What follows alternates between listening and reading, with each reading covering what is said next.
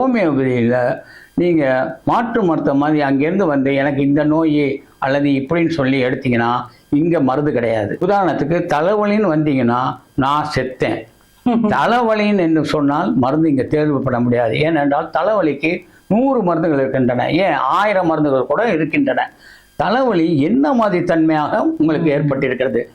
உதாரணத்துக்கு நான் நேற்று முடி வெட்டி கொண்டு வந்தேன், எனக்கு தலைவலி என்றால் பெல்லடோனா என்ற ஒரு மருந்து இங்கு குறிப்பிடப்படுகிறது.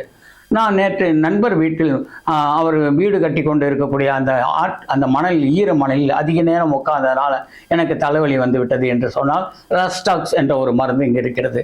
நேற்று நான் ஐஸ்கிரீம் சாப்பிட்டேன் சார், இன்னைக்கு கடுமையான தலைவலினா ஆர்சனிக் ஆல்பம் அப்படிங்கிற மருந்து இருக்குது. ஸோ ஹோமியோபதியில் ஒவ்வொரு விதத்திலையும் அவர்கள் பிரித்து மிக அருமையாக நேர்த்தியாக எடுத்து வைத்திருக்கிறார்கள். ஸோ தலைவலியினுடைய காரணத்தை குறிப்பிட்டால் அந்த மருந்து கொடுத்தால் தலைவலி முற்றிலும் குணப்படுத்தும்.